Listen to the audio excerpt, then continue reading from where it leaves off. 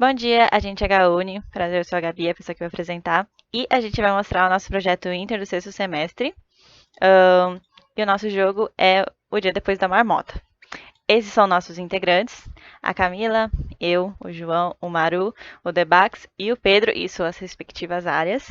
Bom, basicamente, a nossa proposta é um jogo 3D transmediático baseado no filme Feitiço do Tempo.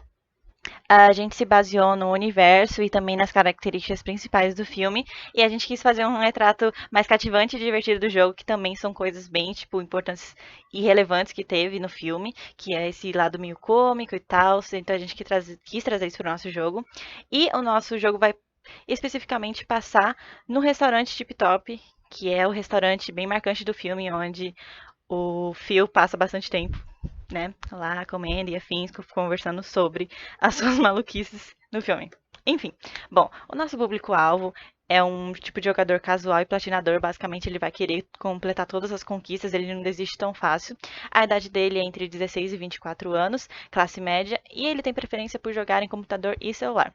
Os gêneros preferidos dele são simulação, ação e puzzle, como Dumbo Waste Die ou The Sims, que também são as nossas referências que a gente utilizou para o jogo. Onde eles compram? Eles compram na Steam, Epic Games e Play Store, que basicamente são os mais famosos aí de PC e celular. Bom, sobre a nossa persona, essa é a Alessandra, ela tem 22 anos, ela é estudante de medicina veterinária, ela é de classe média, ela gosta de jogos de aventura e simulação, com puzzle também, mas ela não gosta muito de jogos FPS.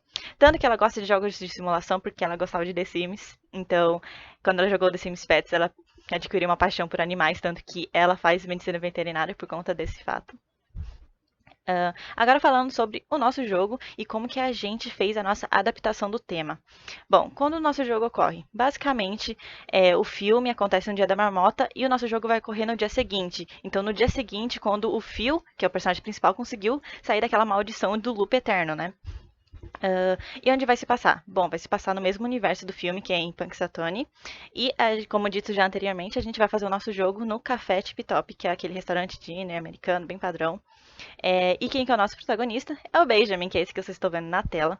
Bom, no filme original ele não tinha o um nome, mas ele era conhecido como aquele cara que derrubava os pratos no restaurante. Então essa cena ficou muito icônica, porque como ela sempre repetia, então ele ficou reconhecido como o cara que derruba os pratos. E a gente quis fazer um jogo baseado nesse personagem, que ele é todo, tipo, engraçado, desengonçado, todo inseguro e afins. E como que basicamente vai se iniciar a nossa história no jogo? O Benjamin, que é esse personagem, ele vai ser rebaixado após ter derrubado os pratos na frente de todo mundo. Então o chefe dele vai chegar e falar: Não, você não tá fazendo as coisas direito, eu vou deixar, tipo, você basicamente, entre aspas, de castigo. Ou seja, no dia seguinte ele vai ter que limpar todo o restaurante e fazer tudo certinho as tarefas, senão ele vai ser demitido. E é esse dia que a gente vai ter que viver em loop. E por que justo com ele? Porque, bom, assim como o Phil, ele tá preso num dia horrível, porque imagina você ficar em loop o dia inteiro, refazendo tudo até conseguir perfeitamente. Bom, o Benjamin, ele é uma IA, você não joga com ele, mas a gente consegue interagir com o ambiente e ajudar ele nas tarefas, porque basicamente você consegue finalizar o jogo quando você consegue finalizar todas as tarefas perfeitamente sem que o Benjamin morra, porque o Benjamin ele é todo desengonçado, então ele pode morrer por motivos muito aleatórios e surpreendentes até. Então você tem que ficar de olho, ajudar ele a não morrer e completar as tarefas. O Benjamin, como ele é uma IA, ele pensa basicamente pela quantidade de energia utilizada e a sua prioridade de tarefa. Bom, caso ele morra, o jogador vai reiniciar o loop e não vai conseguir terminar. Agora também continuando falando mais sobre o jogo, que eu comentei sobre as tarefas que ele faz. A gente tem as tarefas principais, as secundárias e os eventos. Bom, basicamente as tarefas principais são as tarefas que eles têm que concluir e estão nessa tabelinha aí, que basicamente é a tabelinha que ele está no jogo. E quando ele conclui, ele risca como se já tivesse feito. Então, basicamente, você consegue terminar o jogo quando você termina todas essas tarefas. E a gente também colocou umas bolinhas para vocês verem como que é no mapa do jogo. Mapa não, basicamente o nosso restaurante em Top View, para vocês verem onde fica o quê e tal. Basicamente, nossas tarefas secundárias são tarefas que não são obrigatórias, mas ele provavelmente vai fazer, que é se espreguiçar e afins. E tem os eventos. Basicamente, os eventos são coisas importantes que acontecem no jogo, e essa prioridade do evento sobe além das tarefas que ele tem que fazer. Por exemplo, ele está limpando o chão do salão e a próxima tarefa dele é lavar a louça. Mas se o restaurante estiver pegando fogo, ele vai, tipo, a prioridade dele é com certeza apagar o fogo e não lavar a louça. Então, basicamente, é assim que funciona o nosso jogo. As nossas referências utilizadas foi Goose the Game, Overcooked, Rhyme, Dumbbell Ways to Die e The Sims. Bom, basicamente The Sims, pelo fato de ser de simulação, a gente pegou muito essa vibe também. Dumbbell Ways to Die pelas formas engraçadas, né, de morrer, que o nosso jogo tem bastante isso, porque ele morre de formas inusitadas, diferentes, então a gente tem que sempre estar cuidando e ficando tipo, caramba, ele morre de várias formas estranhas. Rhyme, Ghost the Game e Overcooked, mais pelas formas e textura também. Principalmente Ghost the Game, que a gente pegou essa parada meio low poly, mas também a gente não queria deixar as sombras tão com degradê, a gente queria pegar essa paradinha um pouquinho mais flat e afins. Bom, agora falando do nosso visual, nosso jogo é 3D e low poly. É óbvio que ele não é todo cubinho, perfeitinho, mas ele tem algumas formas mais arredondadas. As proporções são semi-realistas, então ela puxa um pouquinho pro cartão às vezes. E a nossa presença de iluminação é basicamente com Ambient Occlusion. Então, como você pode ver, a nossa sombra também não é tão chapadona, mas também não é aquela tão soft que tipo faz uma sombrona lá, um degradê e afins. Sobre o nosso personagem, o Benjamin, quando a gente estava iniciando o projeto, a gente estava pensando em várias formas que a gente podia fazer ele. A gente tinha pensado nessa forma mais cartunesca e pequenininha, que nem Overcooked, mas a gente foi adaptando e chegamos nessa versão que vocês estão vendo aqui na direita, que é tipo ele em uma proporção meio semi-realista, mas ainda com resquícios de cartoon. E a gente também pensou nas roupas que ele poderia usar e a gente chegou nessa opção final aqui. A gente gostou do resultado, a gente achou que combinou porque ele é garçom, mas ele tá limpando e afim, a gente achou que tipo, seria uma roupa bonitinha pra colocar nele, a gente curtiu. E ali do lado tem ele no jogo, como que ele ficou. Agora falando sobre a paleta de cor. Bom, o nosso jogo, ele basicamente tem cores bem vibrantes, tipo, porque a gente queria trazer esse lado bem alegre, divertido. Apesar de ser um jogo que o nosso personagem morre de várias formas diferentes, é um jogo de deveras engraçadinho. Então a gente quis trazer essa parada divertida e alegre. Basicamente, o nosso restaurante tem cores quentes para chamar a atenção do jogador, ser vibrante e tudo mais que eu já comentei. Só que a parte externa, ela tem essas cores mais frias e um pouquinho desaturadas para fazer esse contraste para o jogador quando ele estiver mexendo a câmera, porque o jogador ele tem a câmera livre para tipo poder olhar o entorno do ambiente que a gente está jogando. Então ele pode ver o entorno, só que como o foco principal é o restaurante lá onde rola gameplay, não tinha por que a gente fazer um ambiente super saturado e super, sabe, estourado que nem tá o nosso restaurante.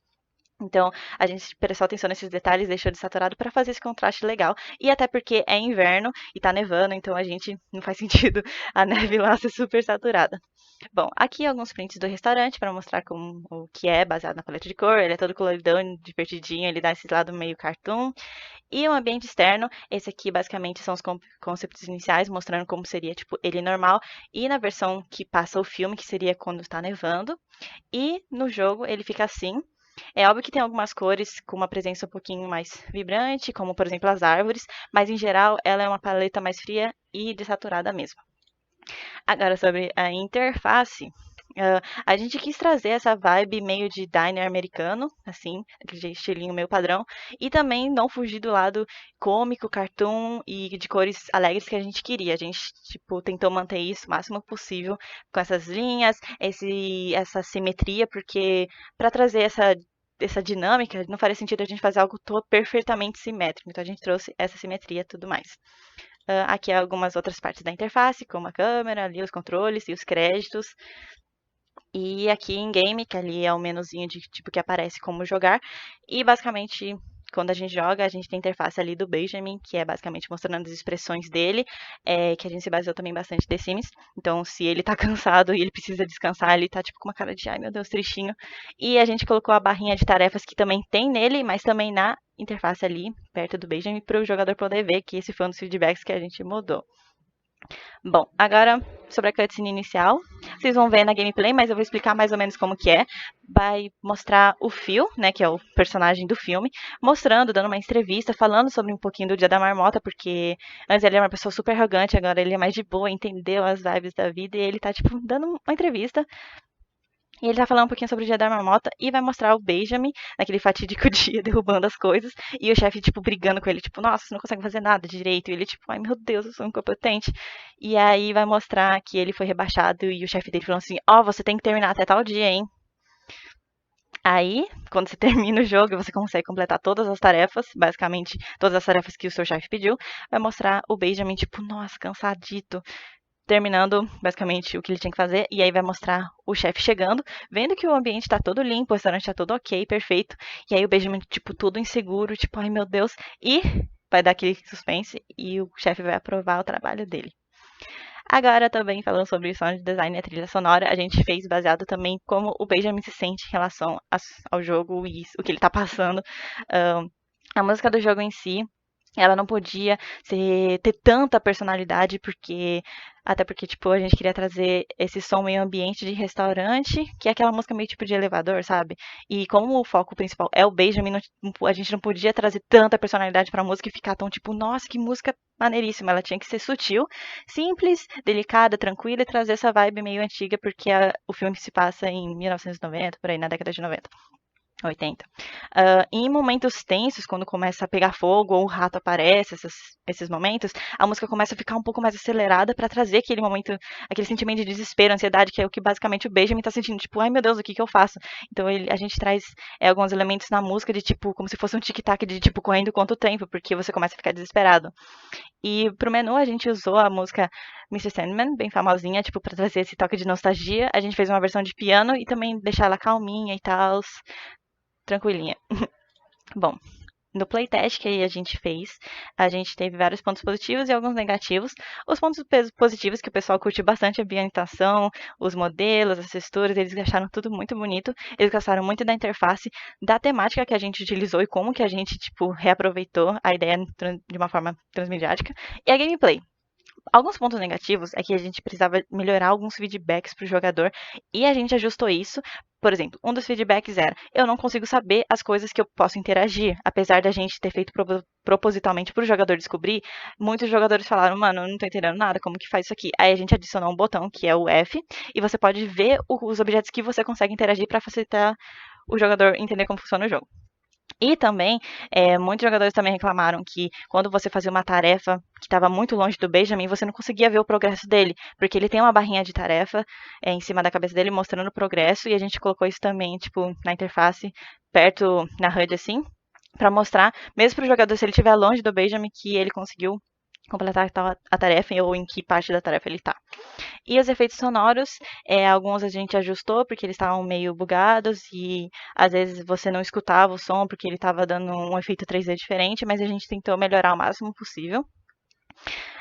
E aqui a gente fez basicamente um formulário do playtest, mas a gente não vai colocar todas as respostas escritas, até porque ia ficar muito chato colocar tudo isso, então a gente colocou alguns gráficos, que a gente fez a pergunta sobre as tarefas em si, o que, que eles acharam, e a resposta foi até que bem positiva. Sobre os controles do jogo, uma pessoa em específico achou meio desconfortável e que é difícil de aprender, mas metade basicamente falou que são bons e intuitivos, então a gente entende que tem realmente pessoas que possam ter mais dificuldade e tem pessoas que, tipo, conseguiram ter mais facilidade de entender. Sobre o tutorial e a história, teve uma pessoa também, que foi a mesma pessoa dos controles, falou que o tutorial não foi muito explicativo, mas justamente porque ela não entendeu o tutorial, ela colocou que não entendeu muito bem os controles. A gente tentou melhorar o máximo possível no tutorial. E sobre a história, foi quase perfeito, porque as pessoas entenderam. Enfim, basicamente, 75% entendeu e não faltou muita informação. Então, basicamente, quase todo mundo, que mesmo que não tenha assistido o filme, pegou a ideia do filme, que é o loop temporal e afins. Bom, é isso a parte da apresentação. E agora vamos para outro vídeo que vai ter gameplay.